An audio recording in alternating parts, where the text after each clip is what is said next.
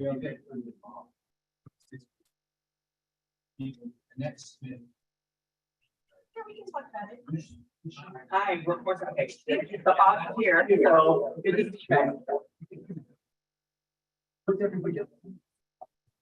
Choosing not to be here. Okay, I'm gonna go meet up with my boss here.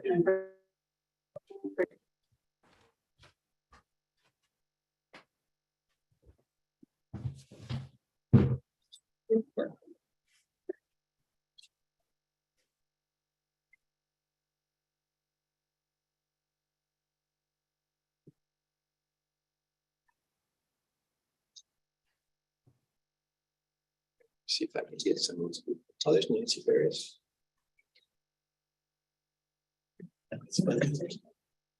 Yeah, it's totally blurry. You're there.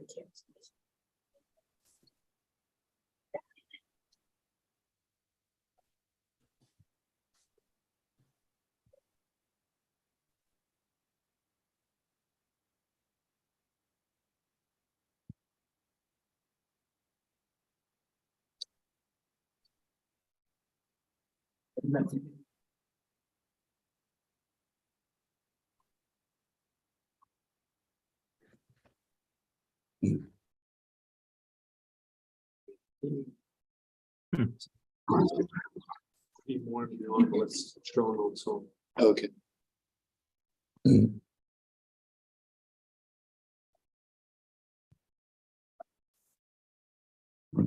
This water bottle had beer in it. We're just, I don't know that. They can, we're, you can say. we're just doing roll call on everything. Okay. My parents' dad passed away. Oh, We can, Oh, His father. okay. we can mute the. Okay. Two, 6, 13. Got ways to go. There are a bunch of people out there that I'm not There's capturing. 3 more. We see who the other,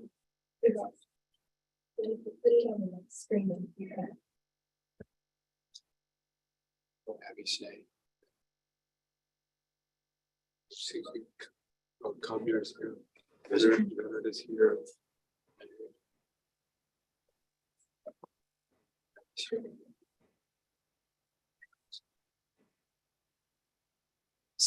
Check it out. Something. Yeah, brand new member too. Yeah, I got her. Okay. Check me out. Is here. Annalise here.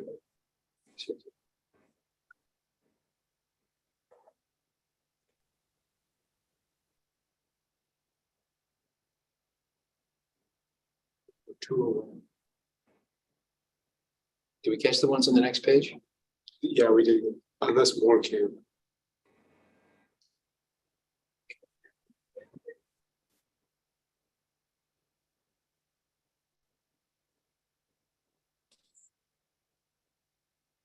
Okay, we're too shy of a quorum, but I'll get the meeting started now because it only affects action items. Yeah. So There's only one. okay, so good morning, everyone. Great to see everyone virtually and those of us that are here with us. Before we get started, I'm going to go over some of the notes of our meeting process for today. This meeting is being conducted on the Zoom platform and also in person at the California Department of Rehabilitation. Thank you again to Director Xavier for accommodating us. Only board members and staff are on the Zoom meeting itself. The public can view this meeting via live stream on our CWDB YouTube page and also in person. A link to the page, welcome Assembly Member Sheldon. You can add one more. Yep, she's on. Okay. Can be found at cwdb.ca.gov under State Board Meetings and Archives. The recording of this meeting will stay on our YouTube page as well. Public comment is now open and will be accepted via email at boardpubliccomment@cwdb.ca.gov, or I'm happy to recognize them as well. All emails will be read aloud during the public comment periods noted on the agenda and will be included in the meeting minutes as part of the public record. We can allow for 3 minutes for each comment, so we encourage you to please be concise. For board members on Zoom to request to speak, please use the raised hand feature or type speak into the chat function, and I'll be happy to recognize you. You can also type questions into the chat, and we can try to get to those that way as well. We do have a quorum now. Thank you, Director Brady. So please note that anything that is typed in the Zoom chat box will be included in the meeting minutes and will be part of the public record. To be recognized as present, we appreciate if you can type your name into the Zoom so you may be counted in case we missed you in the roll call that Tim has already been doing. I'm now going to turn it over to Jeff to share some information regarding the Form 700 status. Thank you, Chairman. I appreciate that. Board members, we just wanted to let you know that you are required to file a statement of economic interest, Form 700, annually. That Form 700 was due on April 1st of this year. All board members should have received already several email notifications from both the Fair Political Practices Commission and also directly from the CWDB HR unit over the last few months. This form is now overdue if you have not submitted it already. CWDB asks that the forms are submitted through an online service called NetFile, and we do have information about that for you. If you have questions about that platform, submitting that form in any other way, please reach out to us at humanresources@cwdb.ca.gov. I will go ahead and post that in the chat in just a minute. And actually, our team would be happy to help you out in any way with that. We would also ask each and every one of you maybe to reply to that email address that I'm going to post. That way we can make sure that we have your accurate email addresses and contact information moving forward as well. And I think that's it. We can address any questions that you have about the Form 700 through that. Thank you. Rebecca Miller would like to say something. No, I just wanted to say that I went through this process. My 2017 and 18 FPPCs were somehow missing. And so I just, if for those of you who don't get them in on time, they now have a prep. The FPPC does a prep class in order for you to be exempt from any penalties. The class is really hard and took many hours, and I did complete it, but I would advise us all to get those in because I think we want to, it was great that they had this class so that I didn't get pinged by penalties. On the other hand, it was many, many hours of going through the process and studying and taking a test. So FYI for everyone. Thank you, Rebecca. Floyd Trammell, Floyd, you wanted to share something also? Yes, I have tried on several occasions to go through that since that time, and I've not been able to be successful. They asked for a login and a password, so it's been very discombobulating trying to get that process done. So I definitely need some support around that. Yeah. Okay. Yeah, Jeff can assist with that, but we should try to coordinate those things offline from the meeting. But thank you for bringing that to our attention, Floyd. We'll make sure someone follows up with you. Okay. Yeah, and the email address was posted in the chat, so please reach out to us and then we can get back to you and help you out individually with whatever you need. Perfect. So Floyd, please feel free to send that email to that address, and anyone else who has any questions regarding that. Thank you all for your time. So now, before we get into the agenda itself, we want to do a quick update on youth board membership. As you know, by federal law, the governor appoints members to the California Workforce Development Board, but state law also requires representatives from the state legislature, which are appointed by leadership. 2 members of the Senate are appointed by the Senate Pro Tem, and 2 members of the Assembly are appointed by the Speaker. Senator Dave Cortez was appointed and has now joined our board. Senator Cortez represents Senate District 15, Santa Clara County. We also have 2 new Assembly members appointed and have joined our board. Joining us here in person is Pilar Chavo, Assembly District 40 in the San Fernando and Santa Clarita valleys. And then I think it's Assemblymember Damon Connolly on. Yes. Yes, so, and he represents Assembly District 12 in the North Bay. So please join me in welcoming all of our honorable new members. So thank you so much. And we'll now proceed to our action item. As stated before, we do have a forum now. This is in regards to the consideration of approving March 22nd, 2023 meeting summary. You can look for this in your agenda packet on page 4. Are there any comments or questions from the board? I move to approve the meeting. Second. And that moves to approve and seconded by Jamil. All those in favor, please say aye. Aye. Aye. Aye. Are there any abstentions or nays? Okay, and I forgot to check, did we have any public? No public comment at this time. Perfect. So now we'll move to our updates and discussion portion with our labor agency update. And we're fortunate to have Abby Snay, Labor Agency Deputy Secretary, to provide an update. Abby? Sure, thank you so much. And I'm filling in for Secretary Knox, who's in LA today, and want to give you a brief update on really 3 things. One, the federal infrastructure dollars coming into the state, an update on SURF, the California Economic Resilience Fund, and also the healthcare initiative. So in terms of formula funding, I'm sure everybody is familiar with just the once in a generation investment of federal dollars to rebuild the country's infrastructure. And in terms of formula funds, California is estimated to receive close to 42 billion and has actually received about 20 billion to date. About 60% of these funds will go directly to metropolitan planning organizations and regional transportation planning agencies, with the rest sitting at the state level. There will also be competitive funds available. California has already received about 2 billion in competitive funding, covering 129 projects, and that's more than any other state in the country.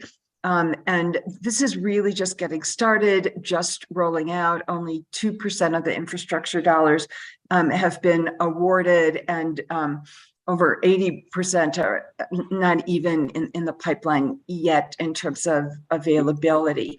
The governor established through executive order at the beginning of June an infrastructure strike team, which is comprised of cabinet level officials, including Secretary Knox. And there are 7 working groups under the strike team, each working on a different element of infrastructure. So broadband, transportation, chips, which is semiconductor manufacturing, water, energy, hydrogen, and environmental remediation.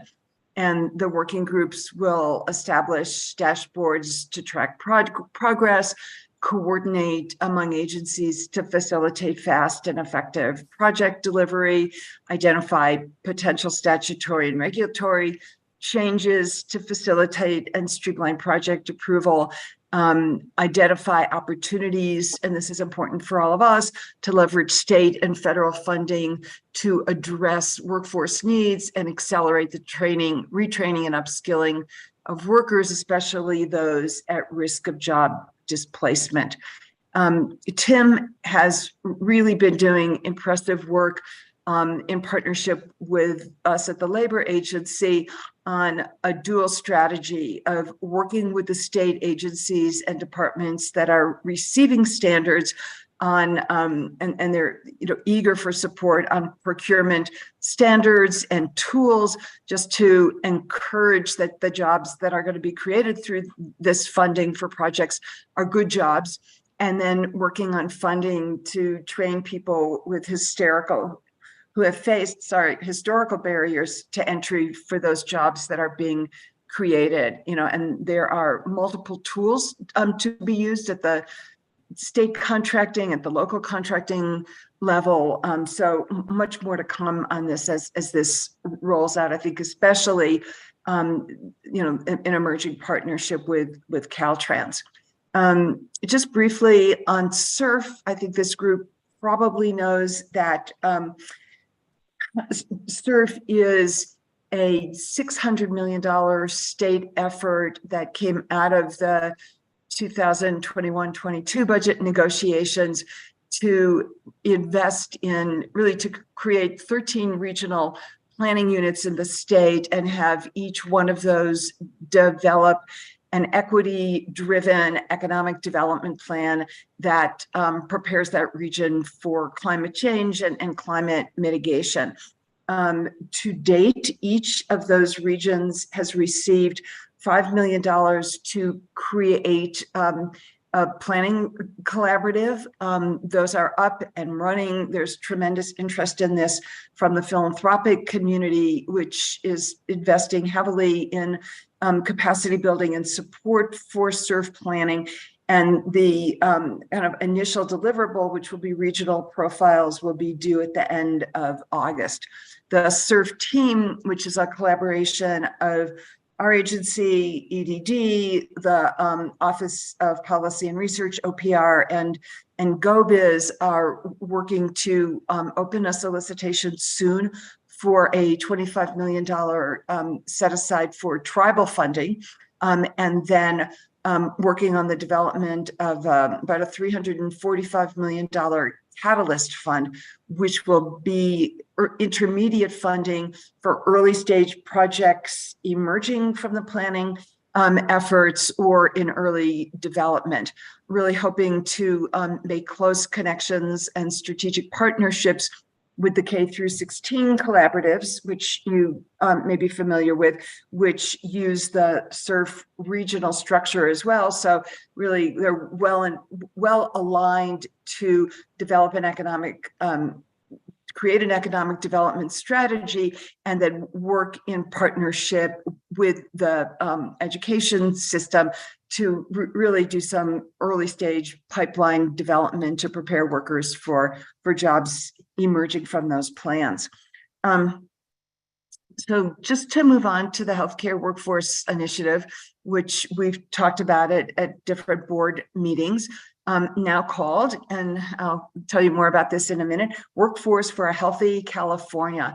And as a reminder, last year's budget had a close to $1.5 billion, a $1.4 billion investment supporting about 12 different projects through the Health and Human Services Agency, through the Labor Agency, and our departments. And we have really been building a very close and evolving working collaboration with CHHS. And I'm really pleased that Jim Soonen is here from CHHS, and I'll turn to him in a minute to help round out what I want to tell you about. And we always, from the beginning, and we've talked about it here, had a vision that this would be an initiative that would be defined and shaped as being greater than a set of individual training programs. And so the philanthropic community has been very interested in this work, and the California Healthcare Foundation has supported the initiative and its evolution in three different ways. One is to define a governance structure for decision-making and leadership, which has been going really well in a very informal way, and this will kind of formalize it and expand the working group. Evaluation, we want to make sure that we are evaluating the initiative as a whole, which is a very innovative and silo-busting collaboration between two state agencies, as well as evaluation of the individual programs. And so the Healthcare Foundation is supporting Health Force at UCSF, which is a policy entity that studies the California healthcare workforce to work with us on developing common metrics that will be shared and measured across all programs, as well as a framework for the evaluation of the initiative. And then also, and this has been really exciting and fun, the communications piece. So funding has gone to Fenton Communications to come up with common messaging so that we are speaking about all the programs and all the solicitations that go out will have a common, a shared look, a recognizable logo, some common branding and common messaging. And that hopefully we'll have that logo ready for public viewing. We're in that fun stage of looking at some early samples by early fall. What's also been innovative about this collaboration has been a monthly joint training series for the staff at the CHHS departments and the labor agency departments to really get a common footing on elements essential to healthcare workforce. So as an example, a few months ago, we had a series on, the very complex world of healthcare reimbursement and funding models, had another session on kind of behavioral health and emerging roles and training for those roles, and are planning a session in August, really generated by the research that Fenton Communications has done to talk to different stakeholders in the community to get some really important feedback emerged on solicitations and I think ways that we could all really manage the solicitation process better. So more to come on that. On the labor agency side, just a few highlights. The employment training panel received $25 million from this initiative for healthcare workforce for employers and providers who are not eligible for the traditional ETP fund. And over the summer, we'll be approving, I think, about 25 projects, both with individual employers and then multiple employer training projects. So that money is due to all be out within the next couple of months. I know that you will hear more about HRTP and healthcare from the CWDB team later in this meeting, but I think over 40 million has been approved from the 135 million from healthcare HRTP for both scaling successful projects such as the SEIU Education Fund programs and the Caregiver Advancement Academy, as well as some new and innovative training in healthcare.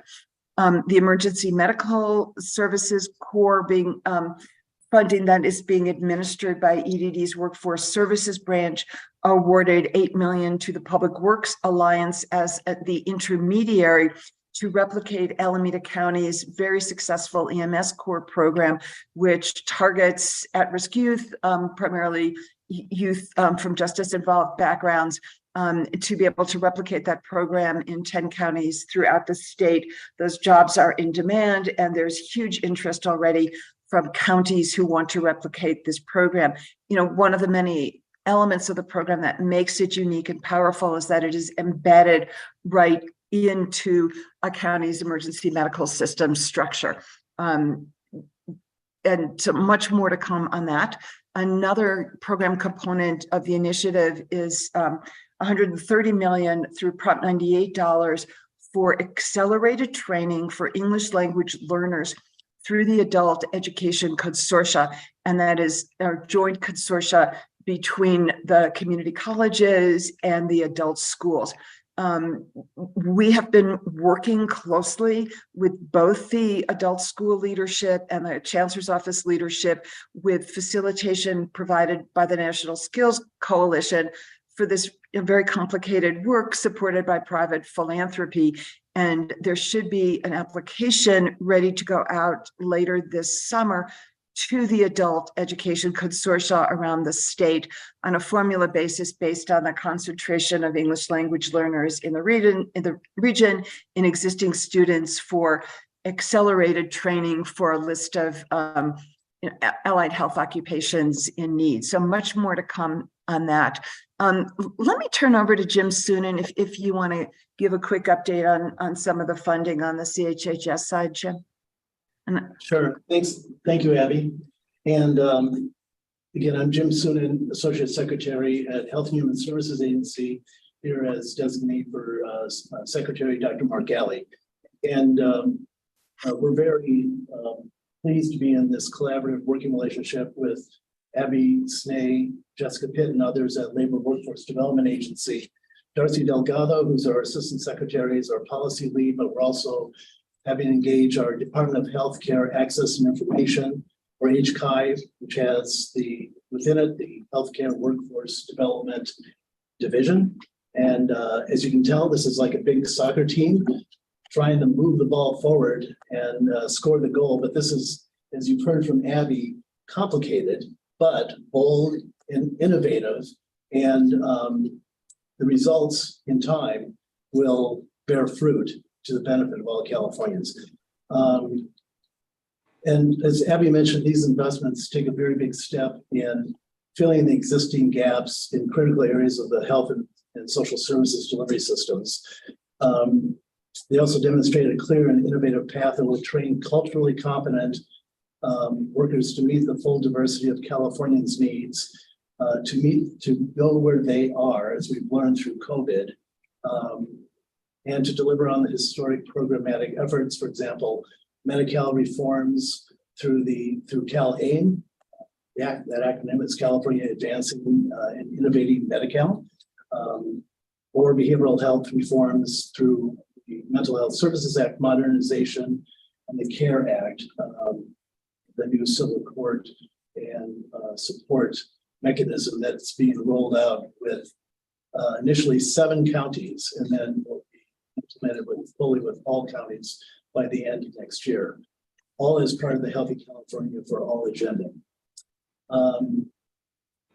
For our agency, over the course of the past 2 budget cycles, as Abby mentioned, there's been a commitment of nearly $5 billion of funding into workforce efforts via a multitude of initiatives.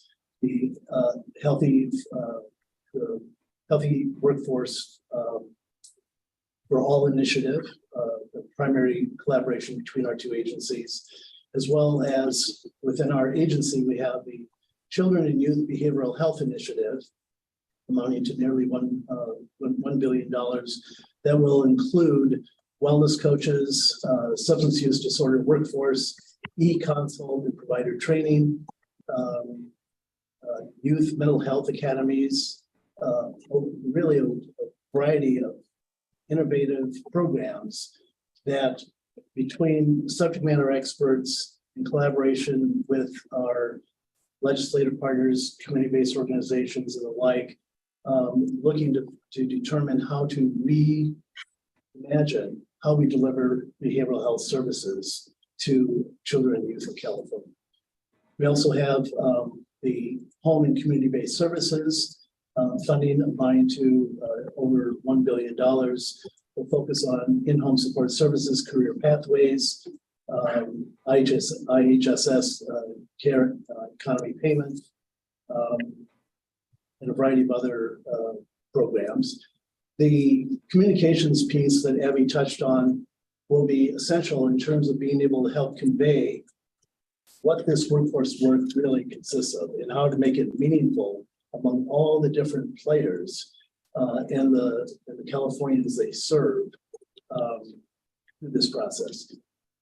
And very specifically, again, as Abby touched on, outcomes, metrics will be essential, being able to have these established for each program, as well as for the entire workforce initiative. These metrics are focused on equity goals and outcomes for training participants, for healthcare and human services providers, for patients and clients receiving these services. There's a multitude of building blocks that we'll be able to share further as more details emerge. But in terms of what's next, we're continuing to create both entry-level and advanced trainings, developing pathways for career advancement, and introducing new certifications and professions to improve the quality of jobs and expand the workforce. We focused on projected labor market demands and workforce shortages, of which we have greater need for more behavioral health professionals and workers, as well as primary care physicians and others. But to develop new training programs that will build on best practice research and utilize multiple training modalities and technology platforms, along with a focus on practical experience. So I'll pause there, but thank you, Abby, for really providing the good technical details. And we look forward to continued collaboration and sharing out this information. Thank you. Abby, is there anything further you wanted to add? No, but happy to take questions if anybody has them and if we have time on the agenda. Absolutely. Is there any comments or questions regarding this report from the board? Hi, this is Rebecca. Hi, Abby. Two things. One is the initial report you gave on the series of forums about the new reimbursement models and the strategies. If there's anything in writing, it would be great to see the content of that, as well as what Jim was just talking about in terms of HHS and new, models of workers and other things. So whatever you guys have in writing, please follow along. It's just, there was so much information. I'd love to Yeah, deeper. yes. Rebecca, those training sessions have been recorded. So if you would like, I'm happy to send the CWDB staff links to those recordings if you want to listen to any of them. And as part of the work with Fenton Communications, there is I don't know if it's completely finished yet, but there's an early communications piece we can pass on as well. Perfect. Thank you. Sure. Are there any other comments or questions from the board? Okay, thank you all for that very comprehensive and great work on all the efforts behind those updates as well. We'll now proceed to our initiative updates, and to brief you on the board's work, we're going to do a quick round starting with Tim Rainey. Yeah, thank you, Mr. Chair. I'll try to be brief. I wanted to set up kind of building on what Abby presented on and what Jim talked about, say a little bit more about the work of the State Workforce Board and High Road in particular, and then hand it over to Joelle Ball and Mike Cressetta on our team to provide an update on where our funding is, the State Workforce Board, the status of funding going out. I was probably, like a lot of you, looking at the news about a massive report coming out from UC San Francisco about homelessness. It was requested by Dr. Galley, related to the Homelessness Council. An incredible study, just really intense. The level of interviewing people who live on the streets or at risk of being homeless, and understanding what is going on in their lives. What really stood out for me is that about a third of California's 40 million people live at or near poverty, which is an extraordinary number. It's important to, and then we talk about this a lot at the State Workforce Board, it's important to note that the problem isn't that people don't have jobs. In California, we have less than 1 million people who are actually unemployed, but as you see, the level of poverty is much higher. The problem is that people don't have good jobs. Most poor people work full-time, often also more than one job. It's really the case that more people need good quality jobs and access to good quality jobs. We've got to figure this out. There was a quote in the study that I found really jarring, that a person earning minimum wage in California, $15.50 an hour, would have to work 90 hours a week to afford the statewide average for a modest 1-bedroom rental.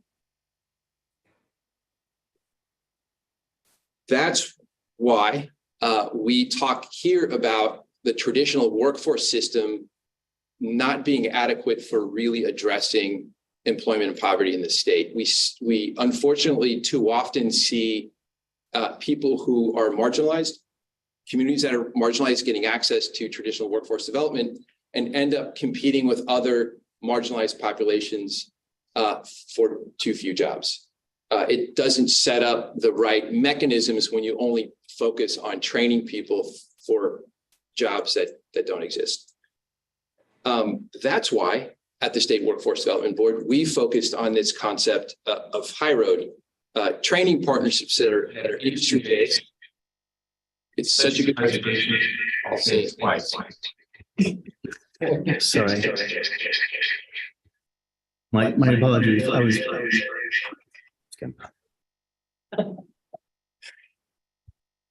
That was not Jim Soonen who did that. I confess, it was me, and I was trying to just put the UCSF study in the chat, but. Oh, beautiful. It was worth it. Thank you. So high road training partnerships are industry based. We build regional coalitions with companies, businesses, organized labor, community-based organizations, schools, local workforce boards, colleges, community colleges, all committed, each of these coalitions around the state committed to the goals of quality jobs and equity, understanding that you can't separate economic equity from paying attention to job quality. These things are inextricably linked.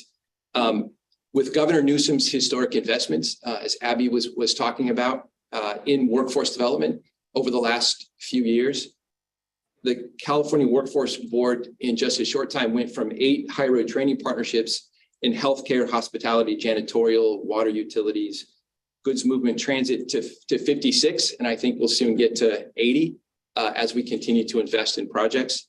56 high road training partnership projects around the state. A lot of growth in healthcare, as Abby pointed out, but also in EV charging, electric bus manufacturing, offshore wind, oil well capping, utility tree trimming, forestry to prevent forest fires, broadband, and others.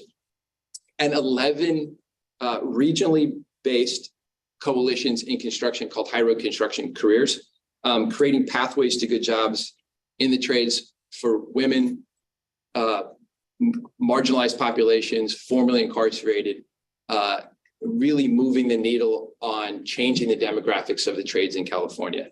And you're going to hear more about that in a little bit. The intent of high road training partnerships is to try to shape labor markets, to shape how companies and whole industries recruit, hire, train, promote, and retain workers, and then to scale this work across the state in every region, in every corner of California, in every major industry sector. That's the intent. For the first time in generations, again, building on Abby's wonderful presentation, for the first time in generations, the federal government is talking about industrial policy without being embarrassed about it. This is important. So investing over $1 trillion nationally in infrastructure with the intention of impacting employment, not as a secondary thing, but as a primary intention of impacting employment. That's why they call it industrial policy. And the Biden administration also, as Abby pointed out, sorry, I'm just kind of building on everything Abby said, which was wonderful. The other thing the Biden administration has done is put together and released in a very comprehensive way how we at the state level can use levers of government to push out dollars in ways that impact employment, build equity, and build access to really good quality jobs, and focus on quality jobs. So it's a huge opportunity for California and other states to really move the needle on employment and poverty. And this is a very exciting time and a great time to be in workforce development. It's a great time to be on the State Workforce Development Board. So I think one last point, and then I want to shift to the next item on the agenda. California is very aggressive in addressing climate change. We do a lot to shape markets to remove carbon from the atmosphere. California uses every lever of government to do this, and that's the right thing to do. What we can do and what we have the opportunity to do is assign that same intentionality, every lever of government, to impacting poverty in the state, impacting homelessness. And I think that's the broader opportunity that we have right now. So I'll leave it there because I've already gone a lot longer than I thought I would. Joelle and Mike are going to talk a little bit about the funding that's gone out and that's going to go out. So the folks know the board, many of you have for a while been great ambassadors to regions around the state and sectors, actually helping to build high road training partnerships. And I think that's a great role of the board. We still have lots of great projects coming up that are being organized or at least facilitated or guided by board members out there in the world. Some are here at the table with me. A lot of you are on the Zoom looking in at us. That's why we don't allow you all any say on the grant making. You don't get to design the RFAs. You don't get to read them. You don't get to score them. You don't get to decide who gets funding. Because if we did that, that would prevent you from doing the great work out in the world that you do. We'd have to conflict you out of every meeting and every conversation. That's why we set it up this way. So I wanted to say that because a number of folks have asked me, is it okay to be doing this work out in the field? And the fact is we set it up this way. So it is okay. There's no conflict there. Okay, now I've definitely talked too much. So I'll hand it over to Joelle. Are you on? And Mike Rosetta to do just a quick update on funding. Yep, I am. So I'm going to throw out some numbers pretty quickly and happy to get you more details if you want them. So just reach out to us and I'll give you the numbers. I'm just again going to do them quickly and generally. So in our 21-22 WIOA, we had 10.5. All of that money went out into 18 projects. In 21-22, we got the Federal Department of Education grant at around 15 million, and that went out to 5 projects, 4 HRTP and 1 HRCC project. And then our big bucket of money, our 21-22 general fund, that was 85 million. Of that, we have put out about 50 million to 20 projects. And then we also have 21-22 general fund money that is in partnership with the community colleges. That is 15 million. Of that, 11.5 has gone out to 3 projects. We have a low carbon bucket out of the 22-23 budget at 15 million. 3.5 of that has gone out to 4 projects. We have an oil well capping allocation at 19 million. That 6.4 has gone out to 1 project. And as Abby mentioned, our very popular healthcare HRTP funding bucket in 22-23, we had 42.75 million. All of that money has gone out into 12 projects. We are expecting in this next budget, 23-24 budget, another 42.75 million for healthcare. We've already invested 4.4 in that in a project that was funded with some of the 22-23 money. And we have several healthcare projects in the pipeline. And before I turn it over to Mike to talk about the cycles that we're currently doing recommendations for awards and future cycles of HRTP, I'll quickly cover HRCC, so the high road construction careers. We had 5 years of SB1 funding. All of that went out to the 11 projects that Tim mentioned. And then we also had 21-22 general fund, around 35 million. And again, all of that money is out to those 11 regions. So we have a lot of money out in the field right now, doing some really great things with these high road construction career and high road training partnership projects. And so I'll turn it over to Mike to talk about the current cycles and possibly touch on our hire initiative. Mike. Thanks, Joelle. Yeah, so just a quick snapshot of our current HRTP solicitation. The HRTP Resilient Workforce Program is our active HRTP solicitation, and that encompasses all of the HRTP funding streams Joelle just outlined. This is a quarterly application process where new applications are accepted for 1 month per quarter. Our team has reviewed 2 cycles of applications this year, And we're currently working with the team at Labor Agency to finalize award recommendations for the first cycle of applications, or what we're calling the winter cycle. For that cycle, currently looking at roughly $40 million in awards to be announced within the next few weeks. Spring cycle, or the applications that came in May, are currently under review. The total request there is roughly $68 million. Award determinations for that cycle are expected to be announced later this summer. And then the summer cycle of the HRTP solicitation will open on July 3rd, with that application slated to close on August 10th. So I'm also just going to give a quick update on our new grant initiative, HIRE. HIRE stands for Helping Justice Involved Reenter Employment. This program was funded through a $50 million budget allocation that came to the board through the 22-23 budget, specifically AB 178. Per AB 178, this funding is intended for community-based organizations and other nonprofits to provide direct and supportive services, as well as needs-related support payments to formerly incarcerated and other justice-involved individuals. HIRE is in a lot of ways a sister program to our Prison to Employment Initiative, with the primary distinction being that P2E was targeted to local workforce boards, whereas HIRE is targeted to CBOs. Just kind of a quick snapshot of where we are in the process. The HIRE solicitation opened on May 15th alongside the release of the online application.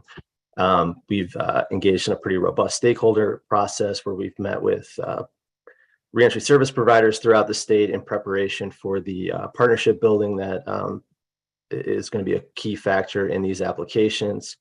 Currently in the process of hosting a series of public webinars for the HIRE initiative, with the application currently open, closing on July 10th.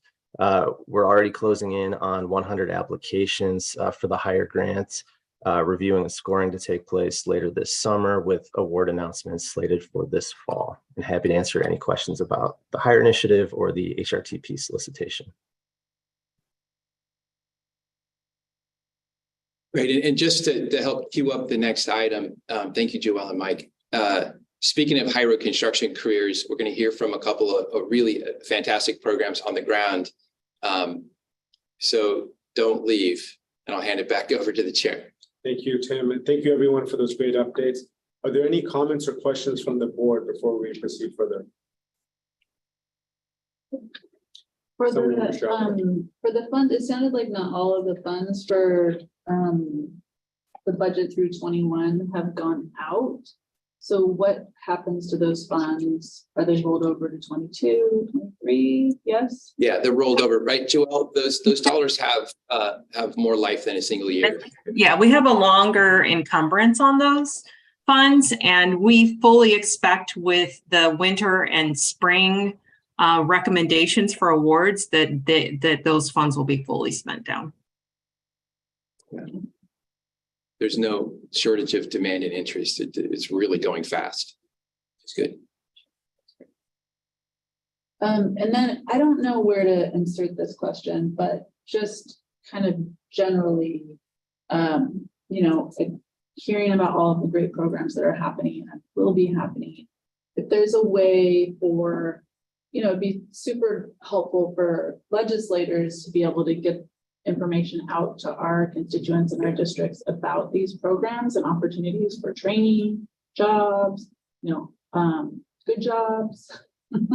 And so I wonder if there's a way to, I know it's a lot of information and there's a lot of different entry places for things, but if there were a way for us to get that information about, you can apply here, you can sign up here, you can enroll here. And I'd be happy to get it out to legislative offices or, you know, whatever, but I'd love to share that information, you know, in our area with our constituents. And I'm sure other assembly members and senators would love to help get the word out as well. If there's a way that we can help do that. That's great. Two things that come to mind. And the second one, I'm gonna, if Abby's still on, want to ask her to chime in.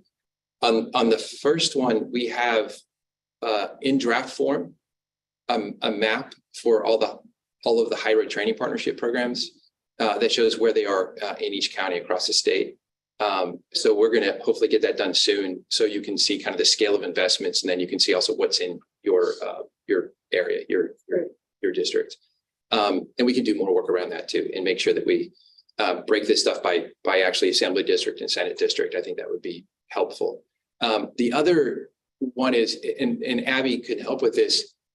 So the state board puts out solicitations. It's all through our website, but also the Employment Training Panel does.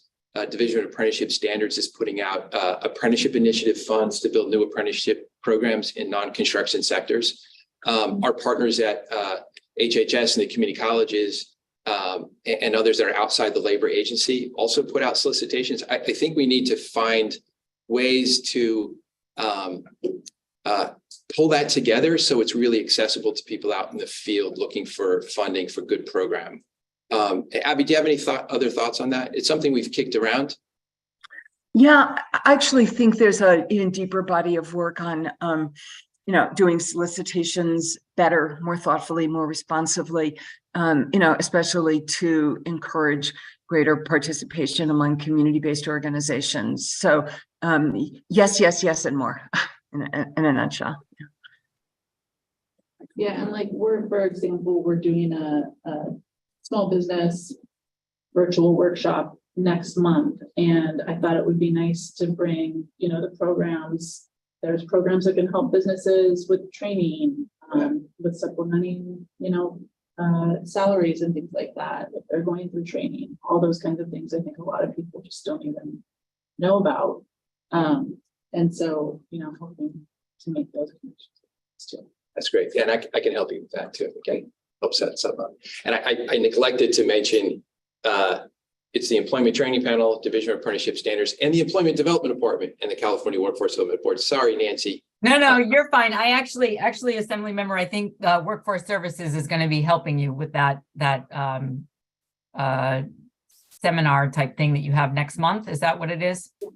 Yeah. Yeah, I'm pretty sure that we were asked from a couple of offices now, and yours was one. The other thing that we can do to get information out that I think was helpful for a lot of the members, at least for the district offices, is we worked with the speaker's office, and I think they use Slack, if I'm right.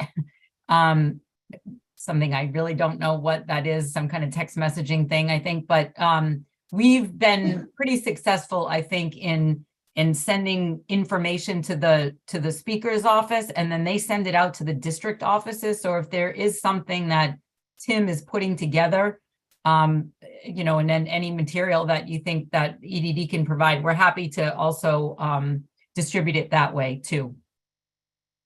Great, thank you. You're welcome. Thank you, Assemblymember Chavo. Mary Frank, do you have a comment or question? You need to unmute yourself, please. Oh. 1 second, Larry. We're unmuting you. Okay. Now You got me. Can you hear me now? Yes. Okay. Yeah, incredible work on HRTP, HRCC, all the work. I just wonder if there's maybe a way to open a little bit of a conversation that is kind of inherent in that conversation. But in Los Angeles, we're investing tremendous amounts of resources into really doing our best job to get folks into permanent and temporary supportive housing. We just taxed our city, $750 million in a real estate transfer tax that's working its way through the courts right now. Putting all of our resources right now in that direction. And of course, you can't necessarily build enough housing for every single person that is on our streets right now at 45,000. We believe we've gotten about 14,000 off the streets, but will they stay off the streets? Do they have the housing? Can we make that housing available to others as we build new housing? And so the question is that there's a lot of overlap, obviously, in terms of working with our reentry populations and the homeless population. There's a lot of overlap in other, focused efforts. And one can, focus some of the HRCC, HRTP in this direction for a subset of the folks that are homeless. But I'm just wondering if there's a way to have a conversation with folks. I think it's not just LA that is desperately in need of finding a strategy to be as successful as possible with the populations. And I'm just wondering if maybe a conversation at some point could open up with a more specific focus on populations and working with the hardest probably to work with population that we all work with in the workforce world. Yeah, Larry, that's if I may. Yeah, please. It's a great point and suggestion, and we need to come back to a deeper conversation about it. The next presenters, because we have a regular item on our agenda for local reports on cool stuff happening around the state.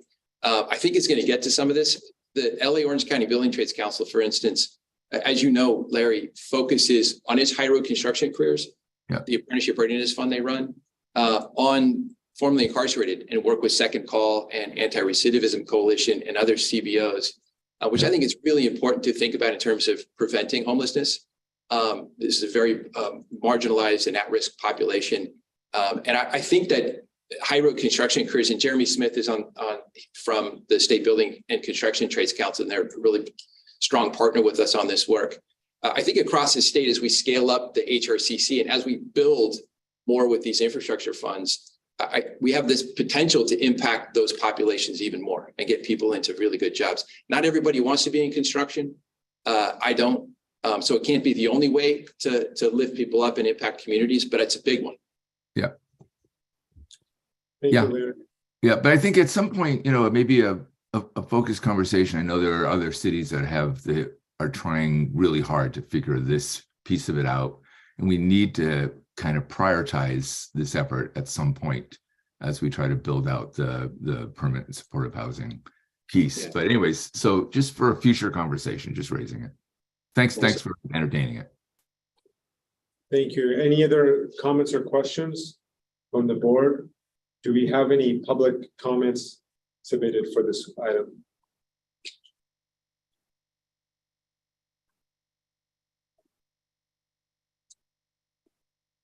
Okay.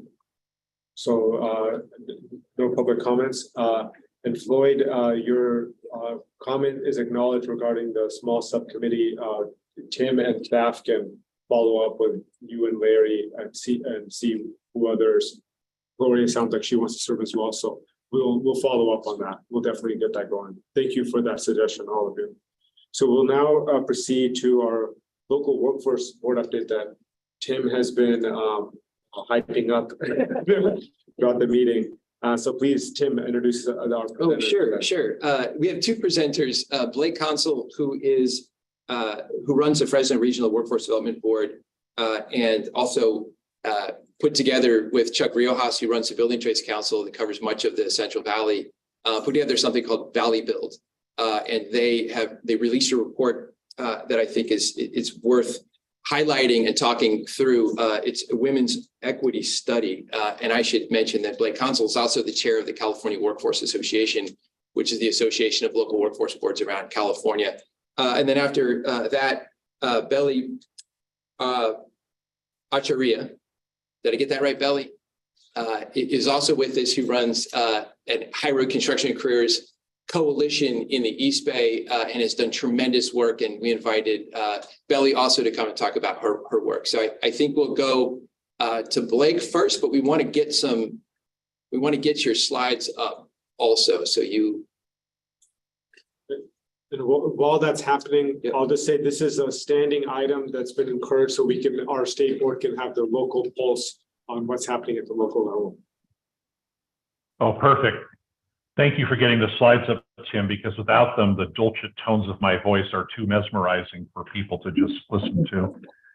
I just want to start by thanking the state board for having us today, and to acknowledge that over the last 16 years, the Fresno Regional Workforce Development Board, of which I'm the executive director, we've enjoyed a number of grants from the state board, also from the federal government.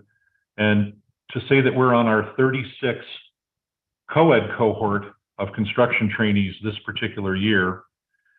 We also have, in an effort to increase participation of women in the trades, we undertook to try all female cohorts. And so we had our first all female cohort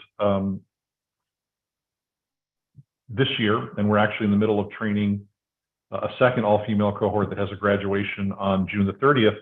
We were interested to find out, however, and if we can go to the next slide, what are the barriers?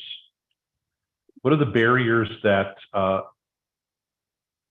prospective female trainees face, or that they feel they face? Because a barrier, if it's perceived, even if it's not actual, could still stop somebody from actually saying yes to the training that we're offering. So we wanted to undertake a study and ask what were those barriers, and we contracted with a local company that we do a lot of work with, the Rios company, and they put together a broader team to help us do it. Go to the next slide. Just 6 slides I've got. I just want to talk about the scope of the study, the relevance of the study, and what were the actual questions we asked. We'll go to the next one. So our existing MC3 program, whether it's co-ed or an all-female cohort, is a 6-week training, Monday through Friday, 8 to 4, that offers the MC3 certification in addition to first aid, CPR, OSHA 10, hazardous waste, forklift, scissor lift, and participation by multiple component trades of a given building trades council. We started in the Fresno area with the Fresno, Madera, Kings, Tulare Building Trades Council, but Valley Build is a consortium comprised of 4 building trades councils that start in the north in San Joaquin and Stockton and go all the way to the south to Bakersfield and Kern County. So we have a 14-county service area. Let's go to the next slide. So there were 3 particular groups that the surveys tried to get in touch with. People who did not apply to the program, people who did apply to the program, and individuals who completed the program, women who completed the program. And before the program, when we surveyed them, what is driving your interest in the trades?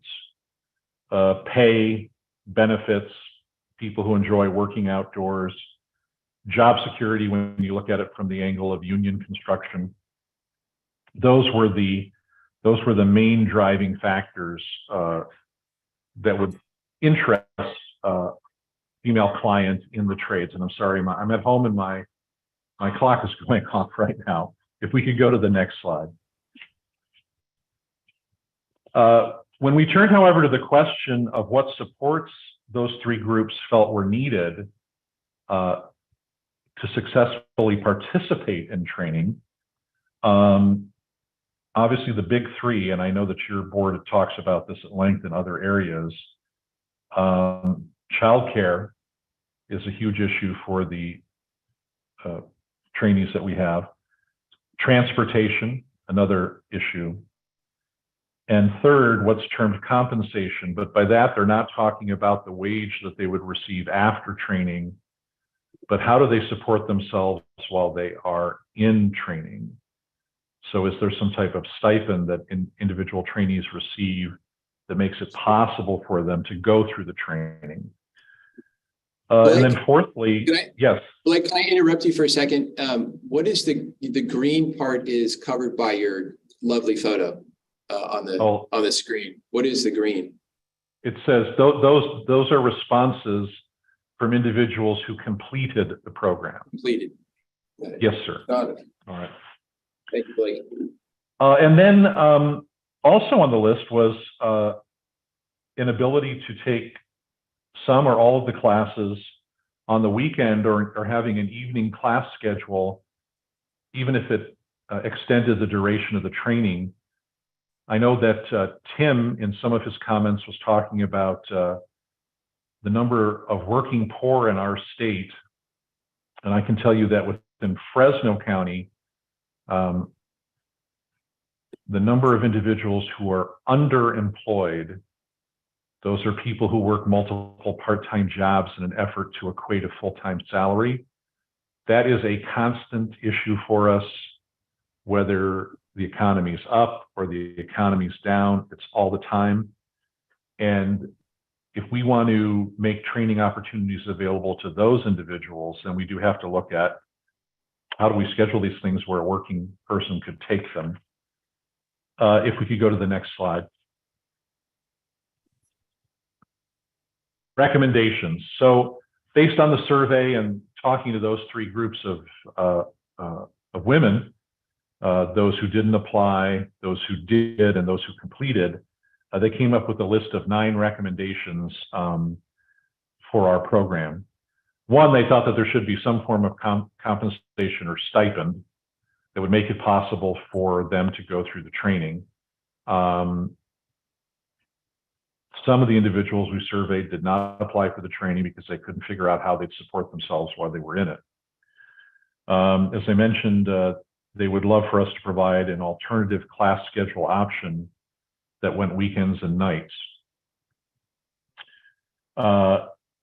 Thirdly, a need for stipends for childcare and transportation so that those 2 things are taken care of and they can focus on training. Fourth, expanding the awareness to prospective applicants of the value of these jobs in union construction and the fact that the union construction, the unions that we're dealing with, they want female applicants, to be explicit about it. To provide an option for an all-women's cohort. 6, to include at least 1 woman instructor or coordinator for each program so that it's possible for the female students, let's say if they're in a co-ed cohort, to nonetheless have the support of another woman in that teaching or coordinating role. To expand guidance on confronting harassment and discrimination in the construction trades. 8, to expand the support for selecting and entering a trade. So that really is face time with people from the individual trades so that the trainees feel that they're making an informed choice as they say, I'd like to apply to this trade over another. And then further research on gender discrimination. So if we go to the next slide, we were really happy when these 9 recommendations came out that we were already working on 7 of them before the report was published. And those are indicated by a red check mark. So as you can see, compensation for all programs in our latest applications to the state and in the training that we're funding with our formula money, we now do include needs-based stipends. So we're not giving everybody a stipend. I know that there are some of our colleagues who do that. We didn't want that model. But if an individual needs the money in order to get through training, we're now paying a stipend. Providing an alternative class schedule option, that is something we're exploring with our partners. That's outside what's in our ambit of control, but we are looking at it. And perhaps to have some of the classes be offered in that way in an effort to entice more working poor folk to look at the program seriously. Childcare and transportation, we were very happy to be a recipient of an ERICA grant, specifically to fund childcare for female trainees in our programs. Expanding awareness to prospective applicants. We have had a partnership with Tradeswomen Inc., and we're expanding it to try to provide a greater outreach and more information to better attract female clients. 5th, to provide the option of an all-women's cohort. As I mentioned to you, we've had one, and we have a second one that's in training now that completes on June the 30th. And we've gotten really stellar results out of those cohorts. 6, include at least 1 woman instructor or coordinator for each program. In the Fresno area, the Fresno WIB employs the Valley Build coordinator, and she and her assistant are both female. In the other 3 Building Trades Council areas, there's a mix of staff, but we're working on number 6. Number 7, expand guidance confronting harassment and discrimination. This is something we're really in the middle of right now. We just presumed that there would be existing training modules that would detail proper workplace behavior in the construction setting. And as we scanned it, all these modules that you can have people take online or in a group setting by watching a video or something, they're all set in an office, which does not necessarily translate into the world of construction. So we are actually in the process with a local partner of developing some training modules about harassment and discrimination in the construction industry. And again, that's being funded by a grant that we have from you all. Expand support for selecting and entering a trade. What we've also done on our construction trades is that when people finish the 6-week training program, they go into an 8-week or a 2-month paid work experience in construction. And this gives them the wherewithal to actually be able to apply to the unions they like and to stay focused on getting in as an apprentice, as opposed to just taking the first job that comes along because they got to work. And then further research on reducing gender discrimination and effective trade connections. That's part of our broader respectful workforce campaign I mentioned about the training modules that we're developing right now. I think, is that my last slide? That is my last slide. I want to reiterate again that everything that we're doing has been possible by funds that you all have provided competitively. We had to compete for them, but we are appreciative of that. And we think that as time goes on, we'll be able to give you even better results. And I'm happy to answer any questions. Thank you, Blake. We're gonna do the other presentation and then we'll take questions all at once. And so Sure. I'll go over to Belly Acharya.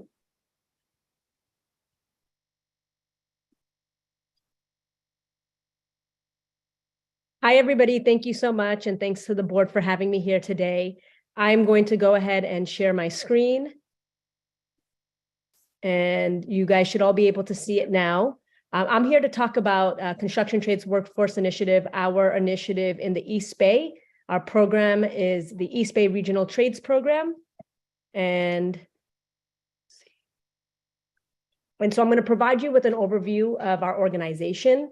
I want to provide an overview and summary of how the SB1 and CCI grant really supported our initiatives in the East Bay and the impact that we were able to achieve because of the funds provided through the state. And then I'll open it up for some Q&A at the end. So as folks in the room mentioned, my name is Belly Acharya. I'm the founder and executive director of Construction Trades Workforce Initiative. We are the nonprofit workforce development arm of the East Bay building trades. So we cover Alameda, Contra Costa, and Napa Solano building trade councils. And our mission is to support workforce development initiatives in our region. So we develop pre-apprenticeship programs and test prep programs in order to build awareness for women, communities of color, low-income communities, and our youth to access these union construction careers. And we do this through developing and funding a network of our 14 programs in the East Bay. So we oversee 14 MC3 programs across community-based organizations, school districts, jails, and juvenile detention centers.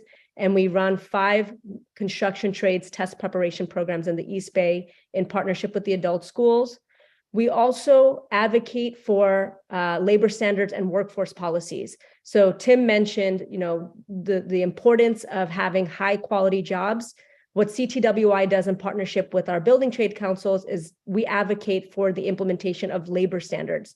Labor standards are really the way in which we see quality jobs being developed in California in order to uplift our communities. And then we also approach this through building and strengthening partnerships. We see a lot of quality work being done in our community by our schools, by our community-based organizations, and we want to leverage those organizations and partner with them in order to bring our MC3 programs to their job seekers. So we impact the entire range of the construction industry. So we work with job seekers all the way to public agencies. All of these stakeholders, contractors, unions, community partners, they all have a major stake in the construction industry, and CTWI supports both the supply side and the demand side to ensure that there's calibration and that we really are producing high quality jobs that allow diverse and skilled workers to access the union construction careers. This is a map of all of the programs that we support within the East Bay. As I mentioned, our programs operate in jails, juvenile detention centers, school districts, and community-based organizations. So we were fortunate to receive both the SB1 and CCI grants, and I wanted to provide an overview of what our objectives were before we jump into the outcomes. So our goal, and I really commend the state for structuring the RFP in a way that really put the building trades in the driver's seat. We really wanted to make sure that as we go out and build programs, that we're doing it in a way where labor is at the table and they are really determining who their partners are in order to build a sustainable pipeline into the trades. And so because of the way the RFP was written by the state, that really allowed the building trades vis-a-vis CTWI to determine who their organization partners were going to be, what their coalition was going to look like, and how to ensure that we were really approaching this from a regional perspective. We didn't want this to be a zero-sum game where in the past, certain MC3 programs would win funding while others would lose. We really wanted to make sure that all of our programs that were developing strong quality programs of outreaching the targeted populations that we wanted to serve were getting funded. And so that really allowed CTWI to drive the operation, determine which partners we wanted to work with, and then come up with a strategic approach to ensure that we were really ensuring that the jobs that were out there were being filled by local and diverse workers. So as folks mentioned earlier, this was close to a 3-year grant term for us. We received $1.5 million through the SB1 grant and close to $1 million from the CCI grant. And through these funds, we were able to serve 650 individuals. Our partners were, we served as the fiscal lead and the regional convener. We also partnered with 4 MC3 partners, 2 community-based organizations, 2 local building trade councils and all of their affiliated unions, in addition to 4 workforce boards. And so what you see in front of you are our projected outcomes. Our goal was to serve 500 students.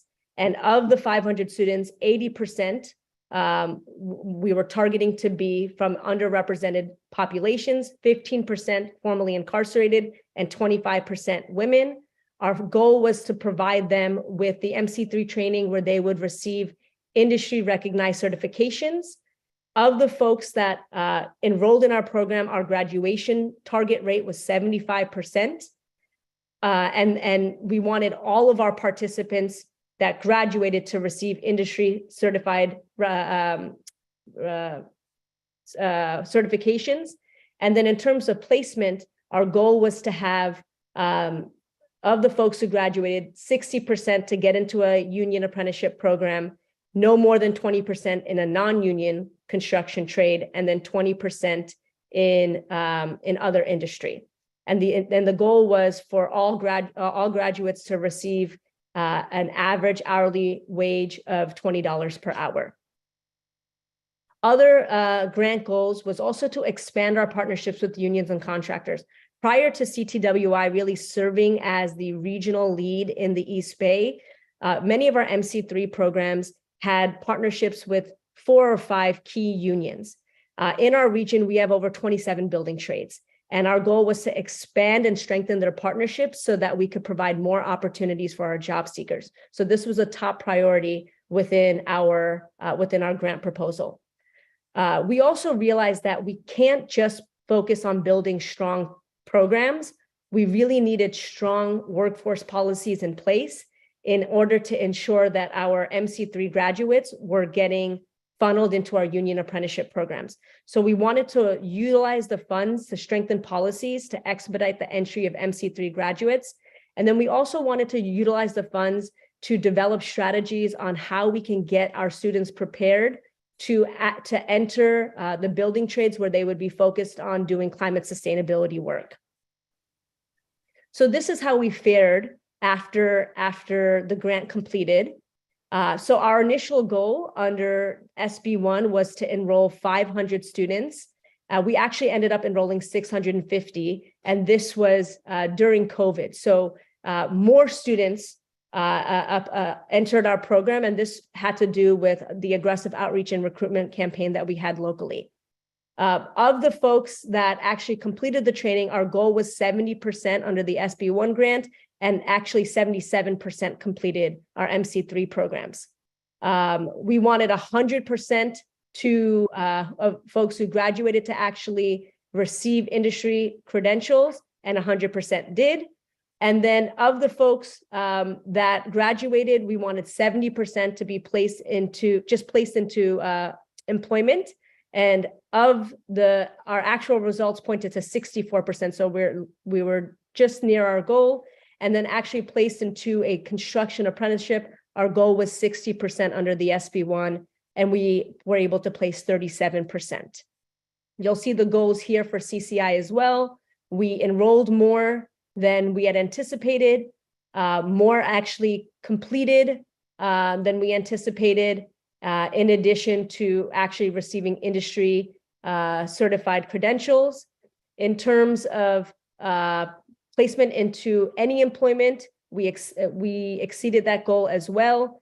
But then when it came to folks actually getting placed into an apprenticeship, we were near that goal. Our goal was 168, and we were at 129 that actually got into a union construction apprenticeship program. Looking into our demographic data, of the folks that actually got placed, 10% were formerly incarcerated. So 10% of the folks in out of the 650 actually got placed into a union construction apprenticeship program. 15% were women, and about 70% were ethnic minorities. We were able to place over 200 into a union construction apprenticeship where they were earning on average $46 an hour, and that includes both wages and benefits. And then this takes a look at our placement by type. As I mentioned earlier, 64% of the graduates were placed into employment, and our goal was 70%, and 37% of graduates were placed into construction apprenticeship, where our goal was 60%. Some other outcomes that were more qualitative that I wanted to highlight is listed here. The first was that we were utilizing the funds, we were able to launch the MC3 JATC Advisory Committee. And the purpose of the MC3 JATC Advisory Committee was to strengthen the partnership between our pre-apprenticeship programs and our union apprenticeship programs. As I mentioned, many of our MC3 programs had solid relationships with 4 to 5 trades. But as I've mentioned, we have over 27 different building trades. And so the idea there was to put together a committee comprised of apprenticeship directors that would go in, evaluate the MC3 programs, talk to the students so that they could really buy into this pipeline, right? The way that it had been set up before, our unions didn't know about our MC3 programs. So a lot of the work we were doing was going on educational campaigns. We were educating the unions. We were also educating their signatory contractors so that they knew about this outreach and recruitment pool that they could tap into. So through that committee, we were able to do over a dozen visits to MC3 programs throughout the duration of the grant. And this really helped increase the number of union partners our MC3 programs developed. Through this partnership establishment, our ultimate goal is to impact their outreach and recruitment hiring policies, which is determined by their JATC standards. Their JATC standards dictate how they bring in new apprentices. And right now, many of our unions don't mention MC3 graduates as a viable outreach and recruitment pool. So what CTWI did through this grant is we worked with each of our unions and educated them on the MC3, the benefits that they bring. And we looked at their JATC standards to see how they can update them in order to include MC3 graduates and provide them with expedited entry. And one of the victories that we achieved during this grant was IBW 595 actually updated their hiring policies. So now students from our MC3 programs have direct entry into IBW 595, which is huge. This hasn't been done before. And what we want to continue to do is work with our trades to update their policies so that we can really honor this pipeline that we've built specifically to diversify the trades and get more skilled and local folks into our pipeline.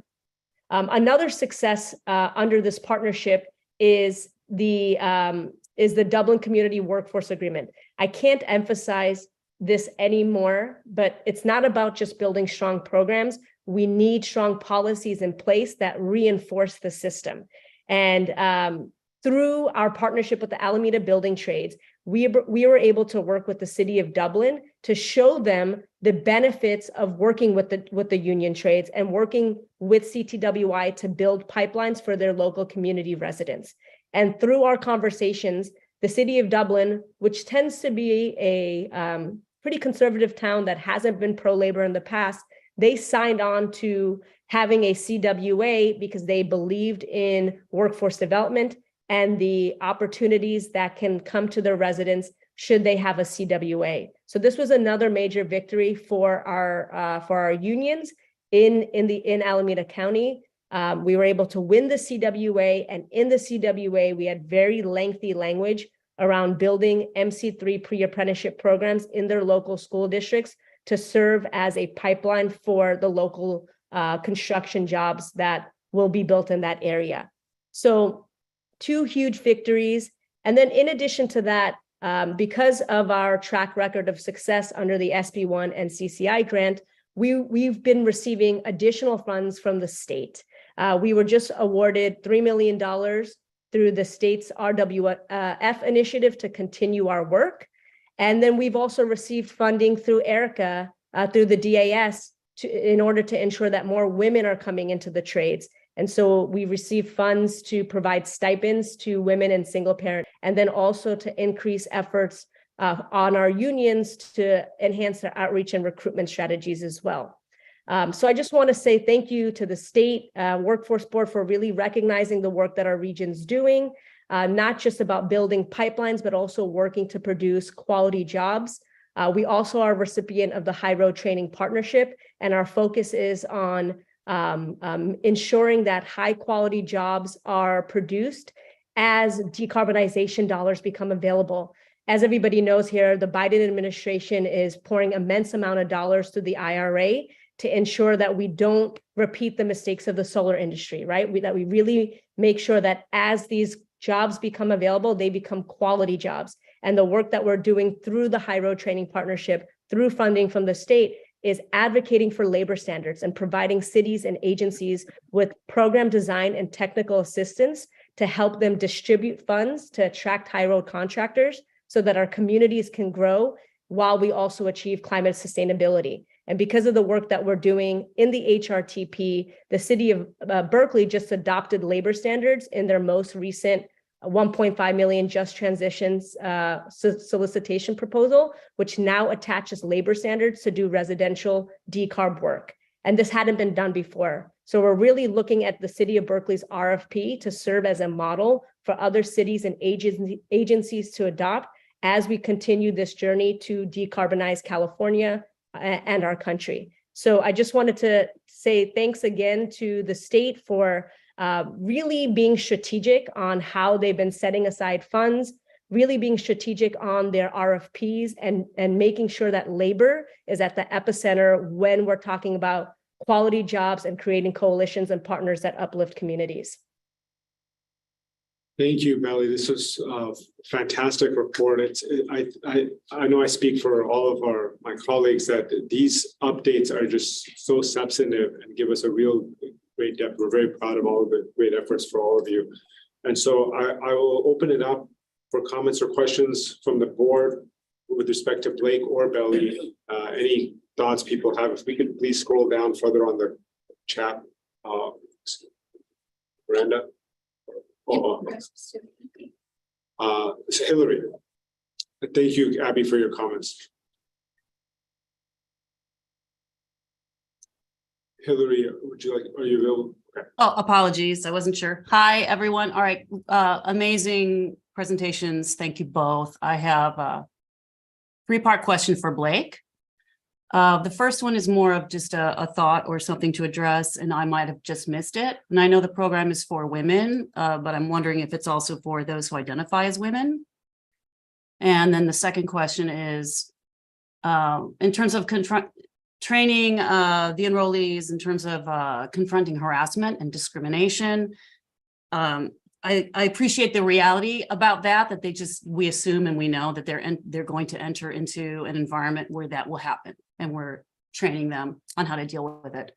And you touched on this a little bit, Blake, so it's a clarifying question. What efforts, if any, currently exist in mandatory training for all in the construction sectors regarding anti-harassment and anti-gender discrimination?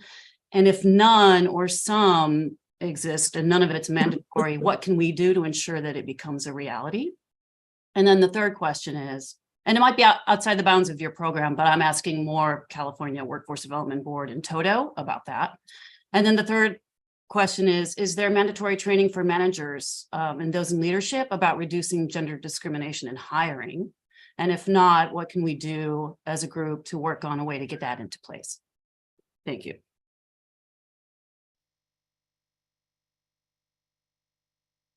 Kelly, would you like to take that, or who would like to respond to that? She was asking Blake. Blake. Blake's muted. Blake, you're muted. Sorry about that. My wife wishes she had that button. So in response to your first question, it's women or those who identify as women, and in our current two cohorts, we have clients in both categories. So that is there. In regards to mandatory, you talked about mandatory training or mandatory training for managers. That's actually outside the scope of what we receive funding for, or even if we got money, what we would have the capacity to do. What I would say though is we have not had any pushback at all in our efforts to try to create programs that our students will take. And I don't think that as we present these resources to the various building trades councils that we're working with and their component construction unions, I don't anticipate that we would have any pushback. But as to having the authority to mandate anything, that's outside the purview of our grant. Hey, Blake, this is Chuck. Can I add to that? Go ahead, Chuck. Oh, you're here. Oh, you should be talking. You know this better than I do. Good Lord. That's okay, sir. Just for introduction, Chuck Riojas with the building trades. You know, forever, 37 years now. So to your question, knowing the apprenticeship as intimately as I do across all the trades, that training is done in apprenticeship, all harassment training, all recognizing all of that. And it is done in what we call journeyman upgrade trainings as well. And it's across the industry, in the construction industry, and at least in my area, Fresno, Madera, Tulare, Kings. It's definitely recognized and handled outside of the WIB world, but it's handled within the apprenticeship and journeyman upgrade world. I hope that answered your question. It does, but it sounds like clearly that's not enough.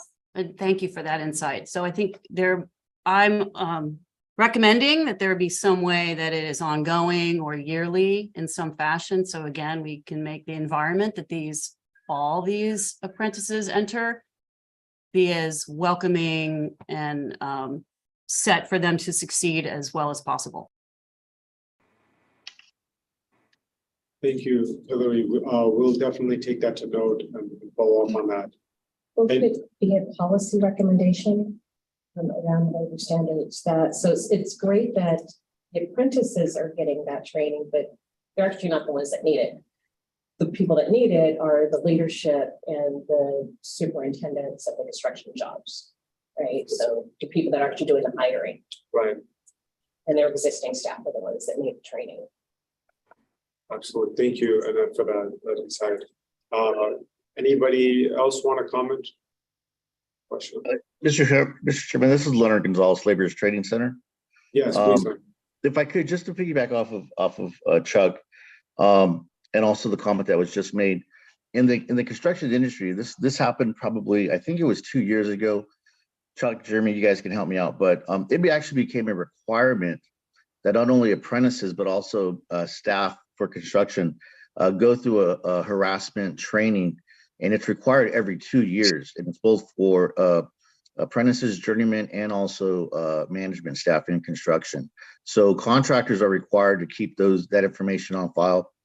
We actually have a link for all of our members that could go to our website. I think the contractors, or I think the carpenters did it, and a few of the other crafts did as well. They have a link where their members could go on for free, do the training. Our legal team put it together based on the requirements that were mandated by the industry. So that is something that is ongoing for all individuals that are working in construction, or at least with organized labor. I can't speak for non-union. And I'll echo that, Leonard. Thank you. I probably didn't answer the question as fully as I should have, but yeah, all of that is definitely in place across it, from superintendents on down. I know contractors are very, very aware of it, and I know being general foremans and superintendents, they have to go to these classes. Thank you, Leonard and Chuck. I'll turn it to Gloria Young. Thank you. First of all, I'd like to thank you both for your presentations. I have a question for Blake and then for Bella. Blake, I just wanted to find out, I appreciated when you indicated that you provide funds for childcare. One of the things that I recognize is that women entering back into the workforce and needing to have support for elder care. So I think that as we move forward, we should also be looking at those women who need to have someone in their homes if they are in fact responsible for a parent. And so I think that's something that we should begin to really put our arms around and take responsibility for. Yes, and I should have, the slides, I know Abby had mentioned in the chat box about sharing them, and we will. The slide was more correct than I was, because what it referenced was that we obviously fund childcare, but we also fund family care, which would include elder care. And that has been an issue for some of our trainees, and it is an expense that we do reimburse. I appreciate that. And thanks again for the presentation. Bella, I had two questions with respect to your presentation. Again, outstanding. And I congratulate you on your work with the City of Dublin.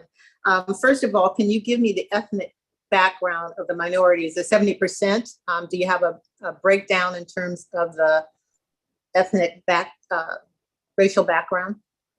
Absolutely. That's something that we are actively tracking. I don't have the numbers in front of me right at this moment, but what I can do is follow up with a full report so that you have that breakdown in front of you. I appreciate that. And then the second question was the $46 wage benefits. How much of that is salary and how much is allocated for benefits of that $46 an hour? On average in our region, $26. This is a first period apprentice. $26, give or take, is for wages, and then the remainder is fringe benefits. So thank you. Appreciate the answers and responses. Gloria, can I respond to your previous question to Belly? Our statewide numbers for all the HRCC investments break down this way: 21.9% women, average age 30 and a half, Latinx 48.1%, Black 20.1%, non-white 65.3%, low income almost 72%, and justice involved 11.4%. Great, thank you. If you could send me that, I appreciate that. Yeah, sure. I was jotting it, but it was too quick. So thank you, I appreciate that. Sure, yeah. Thank you. Dan Factor in the chat box is asking about, have you considered training, convening the mentors in the apprenticeship program, communication mentoring, supporting women integrating in the workforce, as they did that on blue collar jobs in public works? Does anyone, Blake or Ellie, do? Yeah, you're on mute, Blake. To be honest, let me read it in the chat box, sir. That was too much to. Have you considered training, convening the mentors in the apprenticeship program on communication? I think maybe the issues that we're facing in Fresno are a little different. The program that actually Chuck Riojas and his Building Trades Council runs for us, the MC3 program is run by the unions themselves. So individual trainers from the component unions are the ones who are doing the training. So there's great knowledge on the part of individual unions within Fresno, Madera, Kings, Tulare, and actually all 14 counties about what the MC3 training is, because they're the ones who are providing it. And so at that level, I knew we had a good program going when we had to tell some of the component unions that they couldn't poach people before the training was over, or we wouldn't let them participate in the future. That's when I knew that we must be producing a good product if they wanted to get people out of pre-apprentice and into the apprentice training early. So I don't know if that's responsive to the question, but it's a good answer. I have a response to that question. So again, the state workforce board has done an incredible job in terms of developing strong RFPs to outreach, recruit, train, place, and retain folks. But where I would like to see a little bit more support, and where I think the DAS through the ERICA grant really has helped alleviate some of that burden, is retention. So through the ERICA grant, our coalition of JATCs, MC3 pre-apprenticeship programs, and 2 CBOs are working to utilize resources that exist out there, and also build our own resources around mentorship. And a part of the work that we're doing is to train union apprentices, journey level folks, and above, to ensure that our new apprentices remain and retain in the trades, because as all the labor folks here on the call know, is training apprentices are really expensive, and a lot of the folks who we are targeting don't remain in the trades because of the lack of support. And the lack of support comes from intentional mentorship training. Not everybody is born to be a mentor. And for those who do want to become a mentor, really tangible a skill set and framework is required. And so through the DAS's investment under the ERICA grant, we plan to utilize the funds to put together a framework that trains journey level folks and upwards to ensure that new apprentices are remaining and being retained in the trades.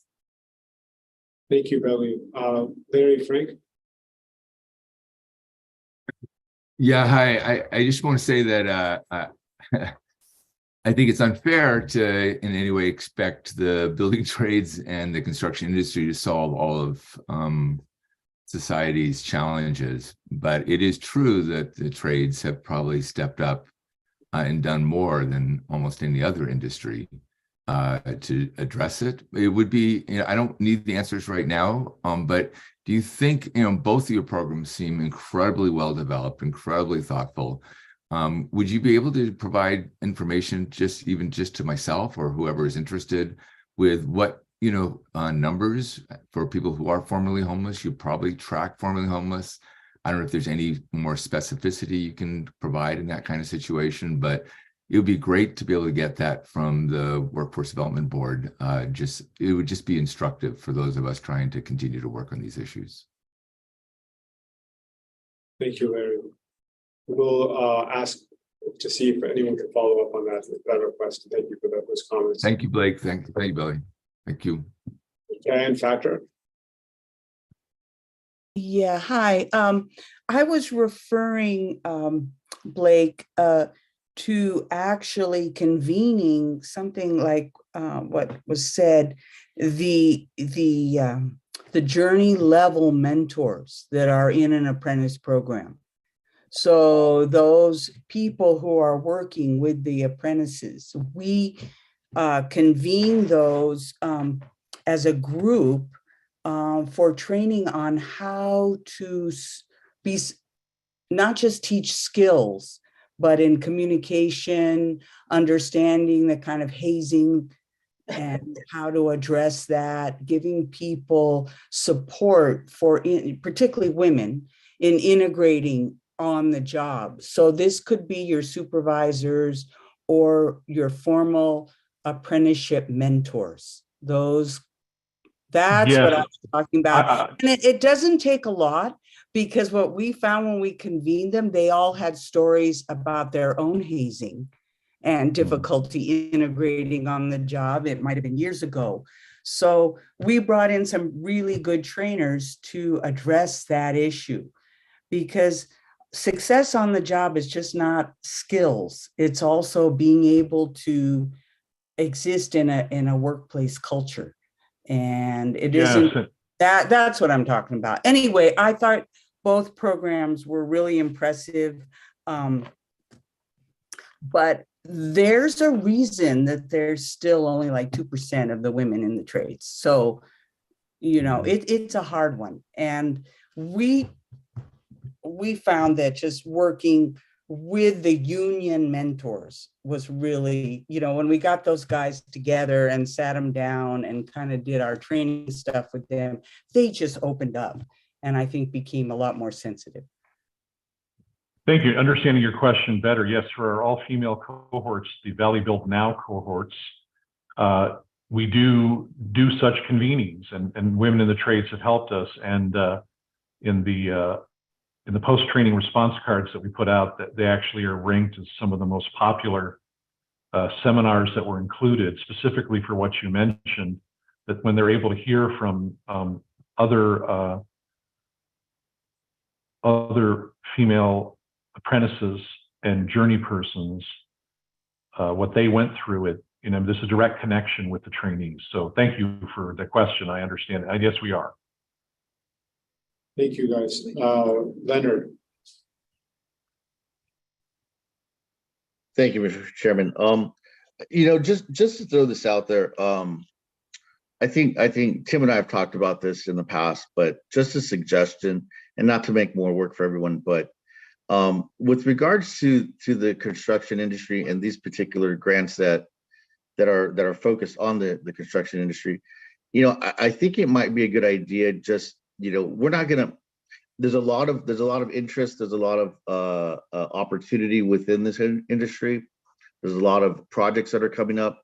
If we could maybe have a side subcommittee or something around this with respects to these grants and have a more in-depth conversation, because both presentations are outstanding. And I know we actually work with Valley with VAC down in Selma and Fresno, and you know, it's a great partnership that we have with Chuck and Blake and conducting training with them. But I think if we're looking at numbers and best practices and even inviting, you know, other crafts that maybe are not participating, you know, to make some awareness and get more involvement, because, you know, if you have a 60% or if you have a 60% goal of placing individuals in the trades in organized labor, and you hit 37%, you know, I mean, that's, you know, obviously you fell short, but I don't think there's any reason why you should have fell short. I think there's plenty of opportunities within our industry for these individuals, you know, but at the same time, I'll say it, I don't know if anybody else will agree with me, but there's certain crafts that just do not come to the table. That's a fact.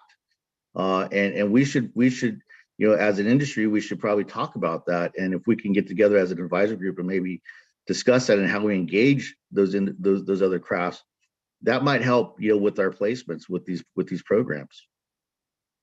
That's very insightful, Leonard, and we will definitely follow up on that, and hopefully that can drive our metrics to be even more inclusive. So I really appreciate those insights. Any other? I have a couple of questions. Sure. First, I want to thank Blake and Valley for your great report and the great work that you're doing. And Blake and Valley sounds like a great musical group. So if you take that show on the road, feel free. For Blake, I was curious, what barriers do you have to creating alternative schedules? Is it because they need to practice on a construction site, or what does that look like? Well, no, I mean, the instructors, the trainers have to be available to work evenings and weekends. So, I mean, this is not just an issue that we face in our union training, but these are broad discussions we're also having with our public education partners that go beyond construction training. But, you know, if underemployment is one might say the number one issue in Fresno County. The vast majority of underemployed people can't take classes at many training providers because they're only offered Monday through Friday from 9 to 5. So we are in the process of taking components of the training and offering them on the evenings and the weekends as a start, but to move the entire program over to that is Herculean, you know, but it involves when the trainers are available. And your trainers are from public institutions? No, I'm sorry. I didn't mean to conflate it. I was saying it was related. Our trainers are from the unions, and then construction training, it's union trainers. What I'm saying is the issue that we have in construction is also present in other sectors. As an example, a different sector where we have the same issue is with public education. So I think there's some models in the state that might be helpful for you. I come from the healthcare sector, and we were able to not only convince the labor organizations that represent community college instructors to allow for evenings and weekends. Not easily done, but it was done because that's when there were open spaces for clinical rotations. You had no choice. Like that was it. Wow. Like, couldn't do it. So I think there's probably some efforts that could be replicated that might be of assistance to you. My other question was, how do we scale these great programs? Right? Like you guys are both of your programs are doing great work in your communities, which is fantastic, but there's still huge swaths of the state that are missing out. So how do we bring them to scale? I can address that question. And Jeremy Smith is on the call, and he could probably chime in, but I know with the SB1 grant, a technical assistance grant was also given to the State Building Trades Council, and CTWI and the State Building Trades Council were working in partnership to essentially create more CTWIs so that our building trade councils across the state have this workforce development arm that they can lean on to develop stronger MC3 pre-apprenticeship pipeline programs that feed into their unions. The Central Valley, Chuck, Blake, they're doing excellent work. I know the LA region's doing excellent work. Our region's doing excellent work. But as Tim mentioned, there are 11 HRCCs across the state. And when we're talking about utilizing all of the federal and state funding to ensure that organized labor is the labor that is continuing to build California, our building trade councils need the capacity. And right now, many of them are a one-person shop. They don't have the funding, they don't have the capacity, they don't have the infrastructure to set up nonprofit arms like our East Bay Building Trades did. And because our East Bay Building Trade Council leaders did, we're able to run. We're able to go after state funding, federal funding. We're able to expand MC3 programs in jails, community colleges, school districts. And really, with our community partners, it's about being first to market. Our school districts, our community colleges, they don't really understand the difference between partnering with a non-union organization or a union organization. And so what CTWI is doing is ensuring that labor is at the table always and everywhere. Because as the saying goes, if we're not at the table, we're on the menu, right? And so we need to make sure that when construction is being built, there are labor standards attached to it. When RFPs are being written, labor standards are attached to it, and labor is really driving. And so to kind of wrap up my point, the state building trades and CTWI, we're working with the other building trade councils across the state to beef up their capacity so that they can either invest in developing a workforce development arm like CTWI, building their capacity to either hire a dedicated workforce development in-house staff, or to partner with a local nonprofit organization that they trust that will carry out the MC3 programs. And this was actually a workshop that we did back in May for the Cal Labor Federation workshop that they had, or conference that they had in May, that armed building trade council leaders with the resources that they need in order to launch a nonprofit arm so that they have the capacity to do the great work that Blake and CTWI is doing. Thank you. Yeah, I would just add that in the Valley, we haven't, our model's different. So the 4 building trades councils are involved.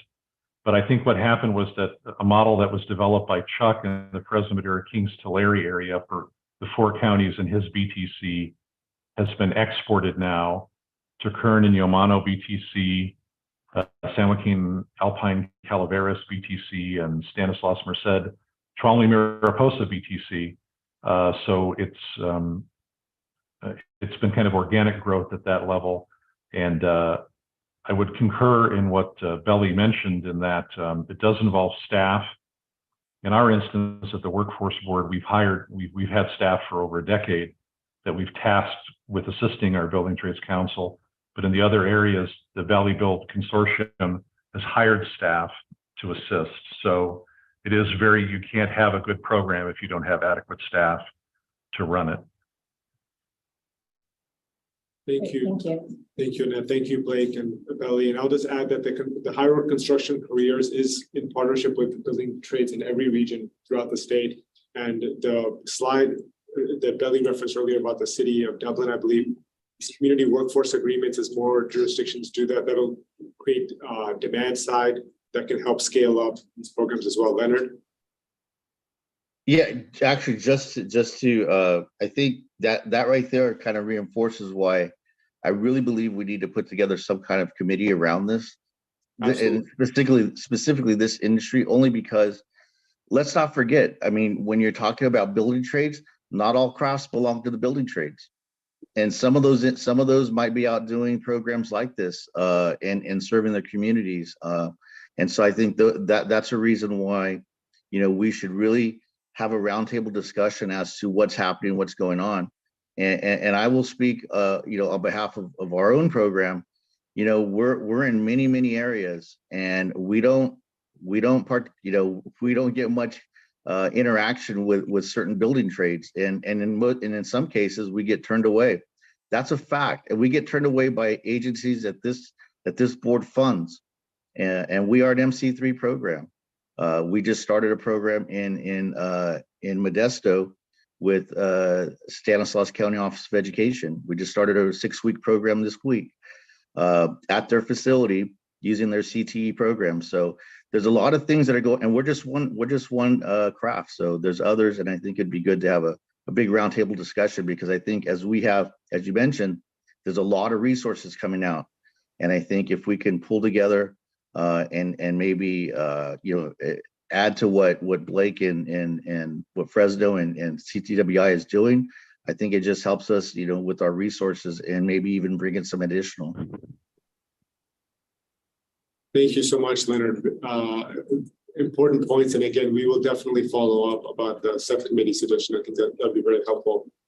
If I could just, I want to call out the Chancellor's Office of Community Colleges, because we've started work with the Chancellor's Office to co-invest in HRCC, which has been great. LaCandice is on. I saw her up there a second ago, and wanted, thank you. I want to recognize the great partnership that we've got with the Chancellor's Office.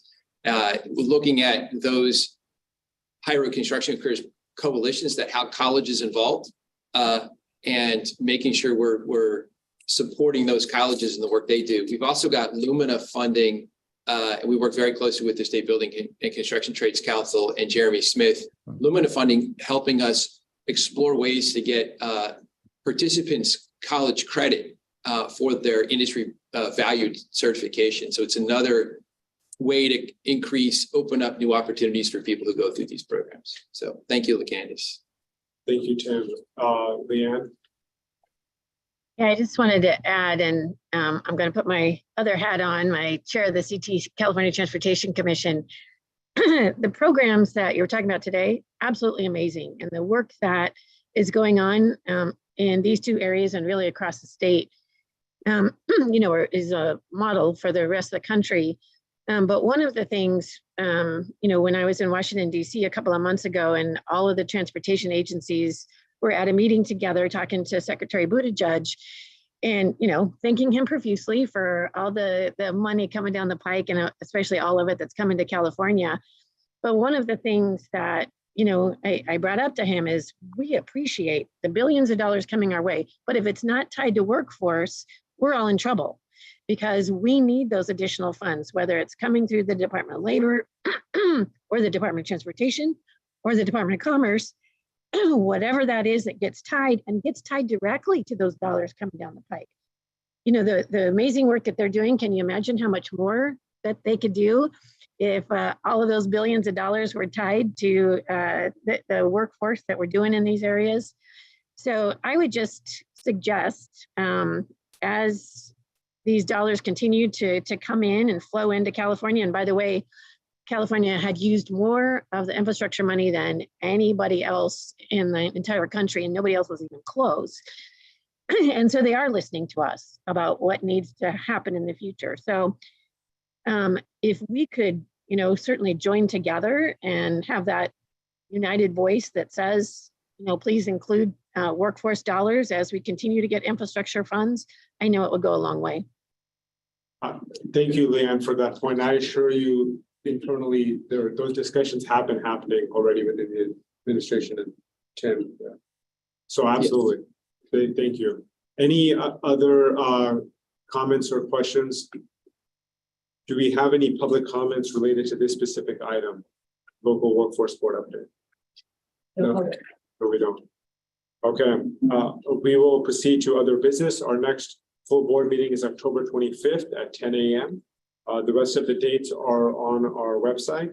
And just as a friendly reminder, again, if you have not filed your FPPC 700 form, which was due back in April, please make sure you do so. And again, that email is provided in the chat box earlier. We now turn to general public comments. Do we have any that came in via email? No public comment. So then we can take a motion to adjourn. So moved by Jamil, seconded by Seconded. Annette. All those in favor? Aye. Aye.